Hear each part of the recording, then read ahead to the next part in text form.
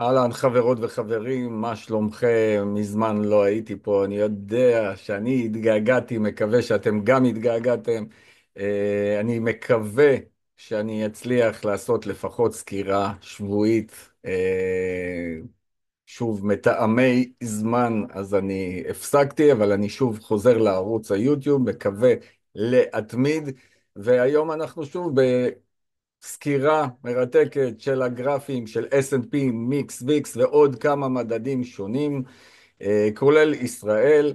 ואנחנו נתחיל קודם כל במה שקורה. אני בכל זאת נעשה איזה סיכום, איזה בריף קטן של מה שקורה לנו בתקופה האחרונה. כמובן שטראמפ נבחר, היה הייפ מאוד חזק למעלה. בסופו של דבר טראמפ כמו טראמפ מביא לנו הרבה אקשן, כל ציוץ שלו מעלה ומוריד, וכרגע כל נושא המכסים בסין, במקסיקו, בקנדה וכדומה, גורם למלחמת סחר לפחות מעניינת, כמו שהיה לנו איתו ב-2018. אממה שם היו ירידות כבר חדות יותר, אנחנו מקווים שלא נגיע למה שהיה ב-2018, כרגע ירדנו כ10% ב-S&P, זה תיקון.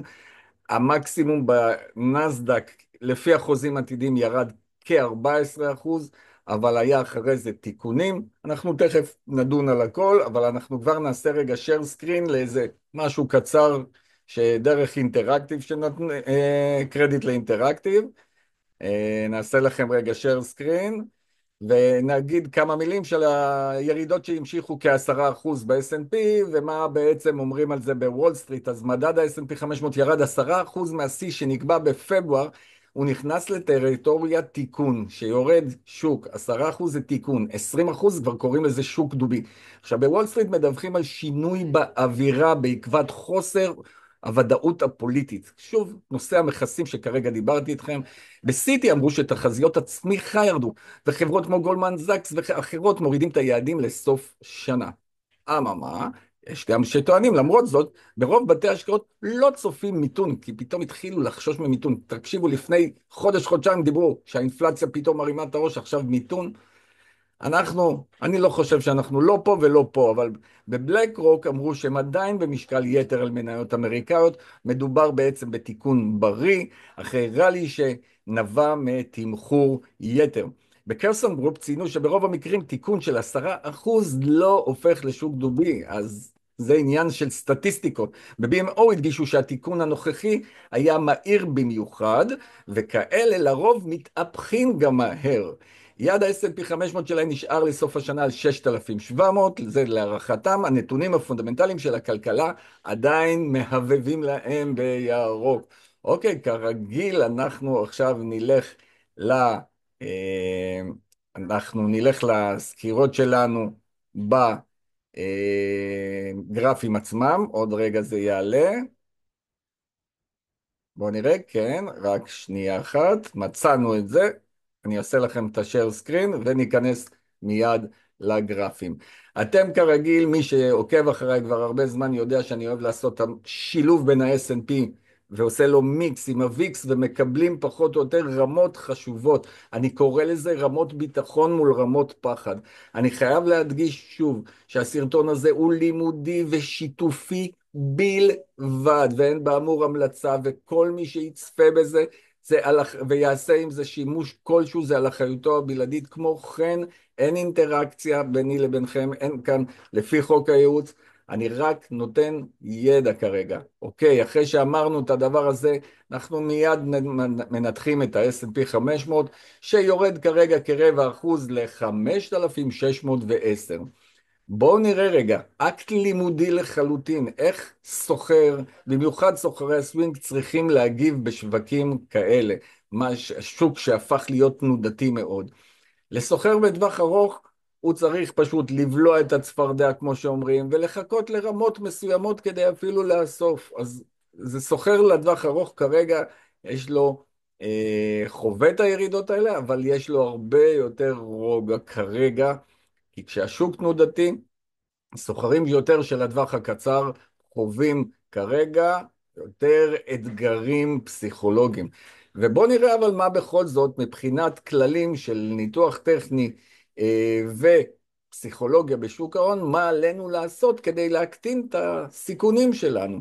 אחד הדברים שראינו, אני בכוונה מראה כרגע גרף שבועי, כדי שכל מיני תנודות של היומי פחות יופיעו לנו, כדי לקבל מסקנה טיפה יותר אמינה.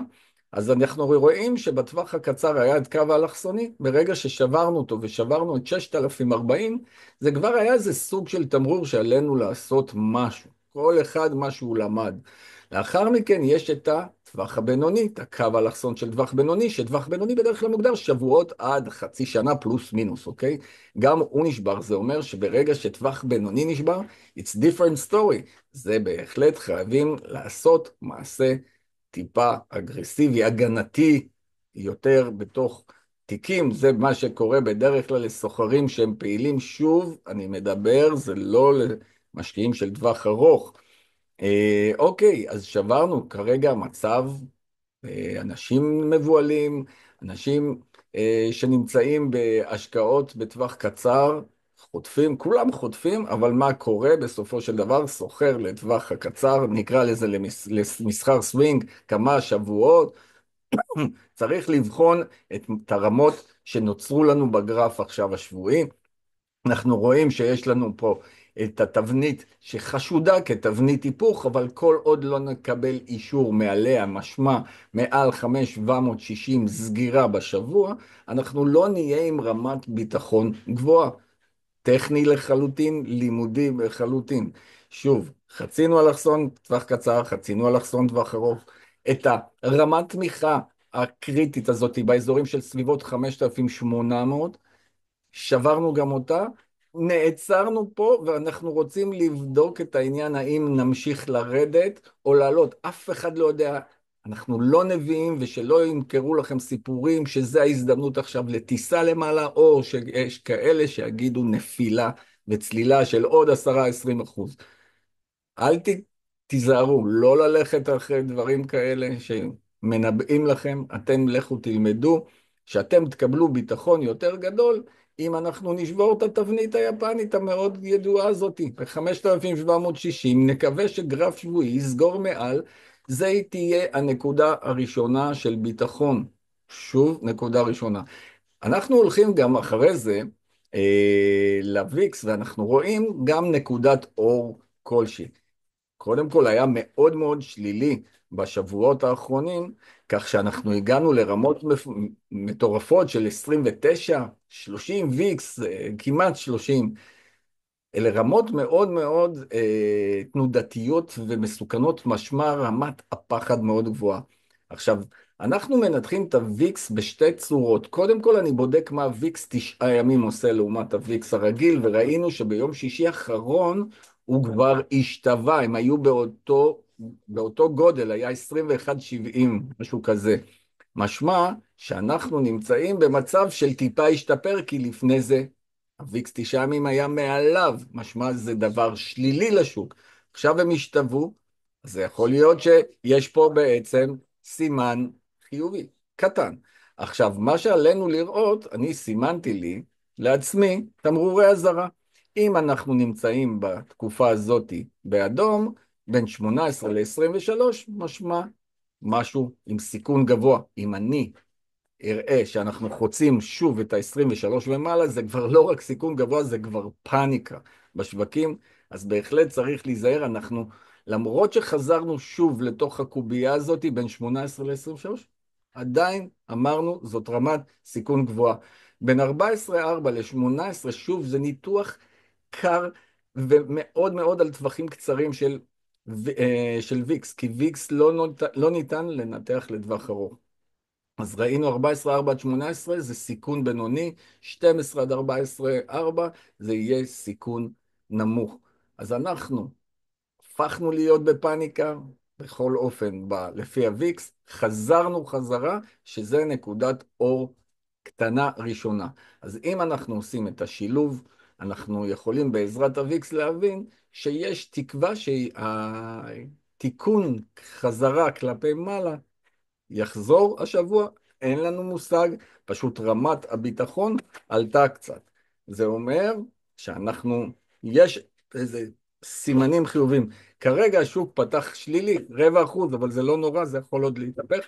אנחנו לא יודעים אם באמת השבוע יהיה חיובי, אבל סנונית ראשונה מהוויקס, שחזר קצת לשפיות, נותנת תקווה. אנחנו לא נביאים, אף אחד לא יודע מה יהיה, אבל אנחנו מנתחים את רמת הביטחון והפחד, זה העניין.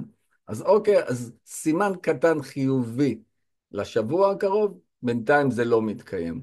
בואו נעבור עכשיו לראות את הנסדק. שימו לב גם מה אנחנו עושים, איך אנחנו בעצם בונים לאט לאט ביטחון, כי חווינו ירידות חדות. שימו לב, 4 נרות שבועיים אדומים. שכן, אנחנו מקבלים פה זנב קונים, וזה מתחיל להיראות אפילו כמו המר, כמו פטיש בשבוע. אז אנחנו פשוט עושים את המסגרת הזאת, את המלבן הזה, מעליו 20,115, זה ייתן לנו טיפה יותר ביטחון, שייתכן ואנחנו קצת חוזרים להיות ירוקים, וזה ייתן להרבה אנשים קצת מרווח נשימה. האם זה מספיק? לא, אנחנו חייבים לחזור חזרה מעל 20,750 שהייתה פה שבירה, זה ה-BOS, ה-Break of Structure בשבועי, אוקיי? אז יש לנו פשוט תבנית, הלכנו, רואים שהלכנו וסימנו קו תחתון, קו עליון, נשבור למטה, אנחנו מבינים שהמצב מחמיר. אם אנחנו חוצים פה כלפי מעלה את הנר השבועי, עוד סימן הרגעה, כרגע אנחנו עוד לא שם, אבל זה יותר פשוט כאקט לימודי לבדוק את הרמת ההתנגדות הזאת, את הרמת התמיכה למטה, מאוד פשוט. שימו לב, עשינו את זה אותו הדבר גם בדאו ג'ונס, אותו הדבר, רק הדאו ג'ונס עשה פה נר רביעי מאוד גדול וחזק, זאת אומרת, כדי לחזור להיות חיובים, אנחנו צריכים לחצות אותו, שזה מרחק די גדול כרגע, 42,650, ולמטה יש רמת תמיכה ב-40,630. אם אנחנו נלך לראסל 2000 שירד, אגב, הראסל 2000 ירד 20%, ירד בצורה חדה ביותר מכל המדדים. אממה, מי שעוקב אחרי מניות השבע מופלאות, המגניפיסנט, למשל תעודת סל מגס, MAGS של השבע מופלאות, ראה שהיא ירדה בירידות האחרונות 22% יותר מהראסל. אז מבינים שגם החברות הגדולות לא חסינות לירידות, וצריך לשים לב לזה. אוקיי, אז בואו נראה את הראסל 2000, יש פה גם את אותו מלבן כזה שבנינו, צריך לחצות 2080, כדי שיהיה לנו סימן ראשון חיובי, או שחס וחלילה שוברים כלפי מטה. ככה אנחנו יותר רגועים, ככה אנחנו הופכים את הניתוח טכני לכלי שמקנה לנו ביטחון, ולא נלחץ עכשיו מהתנודות שקורות באמצע. את הוויקס עשינו, אנחנו ננתח גם בכמה מילים, ניתן את תשואות האג"ח לשנתיים, גם סימנתי לכם אותה בתבנית, שוב אני מראה בגרף שבועי הרבה יותר נוח, רואים פה שרמת ה-4% היא בהחלט חשובה, אנחנו נראה בתשואות של האג"ח ל10 שנים, שתשואה של ה-4.35 היא חשובה, אם חס וחלילה, לא חס וחלילה, סליחה, דווקא זה טוב לשוק, אם אנחנו נרד מ-4.1, יש סיכוי לא רע דווקא שזה ייתן רוח גבית לשוק, אלא אם כן יתחילו לחשוב באמת על מיתון. לדעתי הנושא של המיתון רחוק מאוד. יש נתונים כלכליים כל הזמן שמתפרסמים לכאן ולכאן, אם זה נושא אבטלה, אם זה נושא של האינפלציה. ביום רביעי, לא לשכוח, יהיה את מדד המחירים לצרכן, ה-CPI, זה מאוד חשוב, זה ייתן לנו המון המון אינדיקציה איך השוק, באיזה מצב השוק נמצא כרגע. אז חברים, לא להתנבט לכאן או לכאן, ציירו לכם פשוט את הציורים האלה וזהו. בואו נעבור לדיקסי, מדד הדולר האמריקאי, תכף תראו איזה ירידה, איזה נחיתה הוא נתן פה. הוא קצת נעצר באזורים האלה של ה-103, 103 נקודה משהו, אבל למה אני מדגיש אותו? כי עוד מעט נלך לדולר שקל ותראו שם יציבות, שהשקל והדולר ככה די מאוזנים אחד עם השני בתוך טווח, ולא קיבלו את הירידה כל כך חדה הזאת. על השקל, ושוב, שקל דולר הראה יציבות, עוד מעט נראה את זה.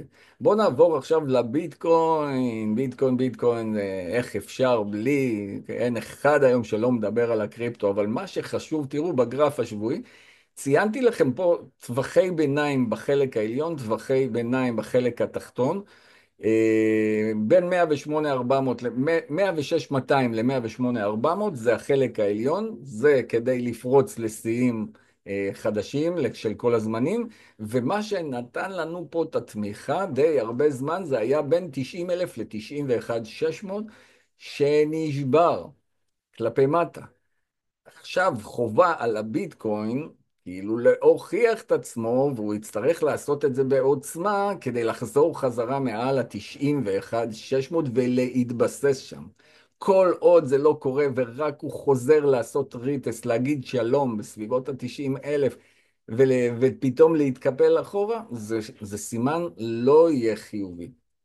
אין לנו מושג, אנחנו לא נביאים, אין פה המלצות, רק ניתוח טכני קר ופשוט שאומר שכדי שאנחנו נחזור להיות בטריטוריה חיובית, זה צריך להיסגר שבועי מעל 91,600. אחרת, לא טוב. לא טוב כאילו, זה לא טוב לאלה שמצפים כבר שהוא יחזור חזרה ל-108,400. זה לא אומר שהוא לא ימשיך שבוע אחרי זה או חודש אחרי זה. לא אומר כלום. אני מדבר כרגע לסוחרים.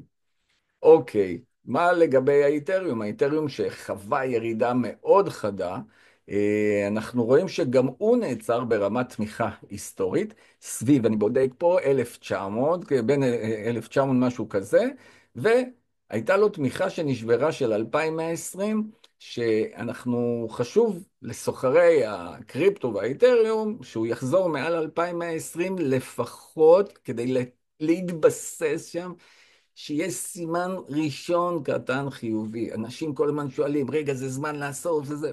אין לי מושג כרגע להגיד לכם, זה יכול עוד להמשיך לצנוח, אבל כאלה שאוהבים לאסוף לטווחים ארוכים, האקט הלימודי שאני יכול להגיד זה ללכת איפה שיש אזורי תמיכה חשובים מאוד, ולקחת בכפית, שוב, בכל נכס, אקט לימודי לחלוטין, ככה צריך לנהוג. אבל לסוחרים, אנחנו לא יודעים, אנחנו יכולים לנתח את הכל ולהתהפך, אנחנו רק בודקים סבירות. מבחינתנו, נקבל טיפה יותר ביטחון אם הוא יחזור ויתבסס מעל 2,120, כל עוד זה לא קורה, כמובן זה עדיין הסנטימנט השלילי נמשך. תראו את החוזים על הזהב, אנחנו עוברים על זהב, ב... יש לי קבוצת וואטסאפ של ידיעות חדשותיות מדהימה, אתם יכולים לבקש ממני בפרטי, זה שוב, זה ידיעות חדשותיות בלבד. דיברנו על הזהב שם והראינו כבר איך הוא שובר את השיא של כל הזמנים, הוא גם עכשיו ברגע זה הוא מעל 3,000, זה רמה גם פסיכולוגית, ופשוט תשימו לב איך עובד יפה עם התבניות, אז בהחלט הזהב ראוי לציון שהגיע לשיא של כל הזמנים. בואו נראה מה קורה עם הסילבר, הכסף, האח הקטן יותר של הזהב, גם נראה בסך הכל לא רע, אנחנו צריכים לשים דגש על רמת ה-35.07, שהיא רמה שאנחנו מצפים שתהיה התנגדות שם, ונראה מה המטבע, מה הסילבר יעשה. נגיד כמה מילים לגבי הגז, גם הוא עשה עלייה לאחרונה, רמה חשובה שהגז מבחינה טכנית צריך לשים אליה לתקופה הקרובה, זה רמת $4. בואו נראה את ה-WTI, West Texas של הנפט, אז אנחנו רואים שכל הירידות כאן, כמה שבועות ברציפות, ממש הלכו יד ביד עם השוק, הייתה פה קורולציה מדהימה. אנחנו רואים שהוא נעצר בסביבות 65.5, זו תמיכה באמת חשובה. כמובן יש גם את הרמה, כמה זה, גם רמת 60-61 מאוד חשובה, אבל 65.5 נעצרנו כרגע.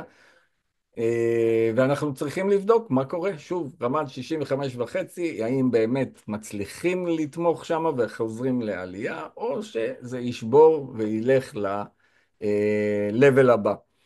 בואו נעבור לשוק הישראלי, תל אביב 35, קודם כל חשוב לציין שתל אביב הראתה חוסן מטורף, מלחמות, בלגנים, תראו מה טראמפ עושה עם המכסים שם ומה קורה בארצות הברית.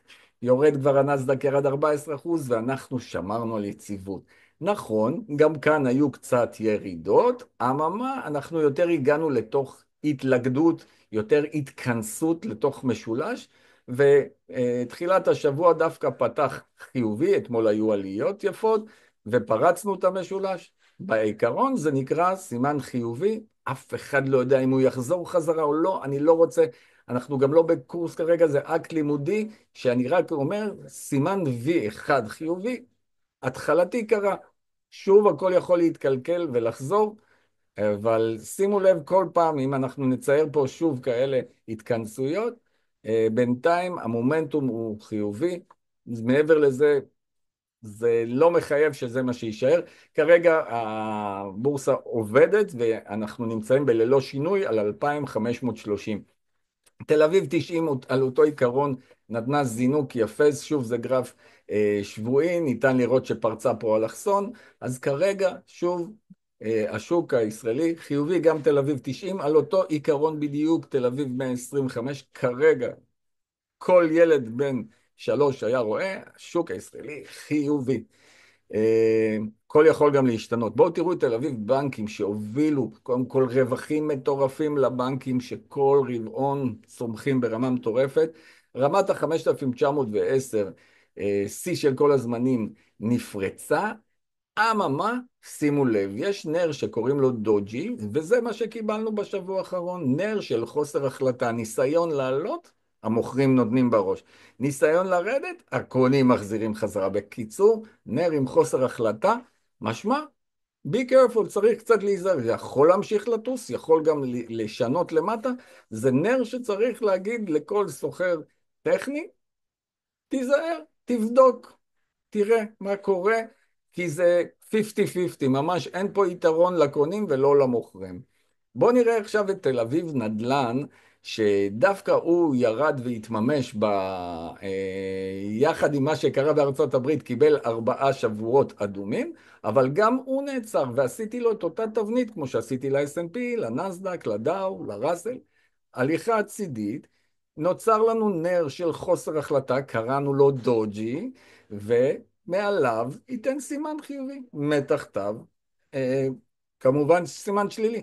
מה שזה אומר, אקט לימודי לחלוטין, שלא צריך להיבהל מכל מה שקורה באמצע. אל תיכנסו לפניקות. תשאירו לאחרים להיבהל. אתם יודעים שאתם נמצאים במסגרת מסוימת, ואני מדבר כרגע על סוחרים, ולא להיבהל בכלל לא בריא, לא טוב. להיכנס ללחץ, לקבל החלטות תמיד, גם אם מפסידים, ברוגע, לא לעשות דברים בפאניקה. אחרון חביב זה הדולר שקל, וכאן הבטחתי לכם כי הדולר האמריקאי ביחס לשאר המטבעות בעולם ירד בצורה מאוד חדה, ודווקא מול השקל ראינו פה שהם די יציבים בין 3.55 לאזור 3.65, אז אנחנו רואים באמת יציבות. כמובן שאם הדולר יפרוץ את ה-3.70 מול השקל, זה משהו שזה אירוע טכני שיכול להעיד על אפשרות או פוטנציאל להמשיך גם יותר צפונה לכיוון אולי 3.80 ולא יודע מה. אבל אנחנו לא שם. אנחנו עדיין כלואים בין 3.55, שזו תמיכה מאוד מאוד חשובה, שימו לב את התמיכה הזאת. אני יכול גם להוריד את כל הקשקושים שתראו. 3.55, אתם מבינים, זו תמיכה חשובה. כרגע יש את ההתנגדויות בין 3.65 ל-3.70, וזה הטווח. עולה יורד בתוך טווח מוגדר מראש. אז אוקיי, זהו חברים כרגע, סרטון יחסית קצר, ממצה על כל הסחורות, בורסה אמריקאית, בורסה ישראלית, ביטקוין, קריפטו, איתריום וכדומה, תשואות האג"ח, ואני מקווה שנהנתם, תעשו לייק, ואנחנו ניפגש בסרטון הבא. יאללה ביי.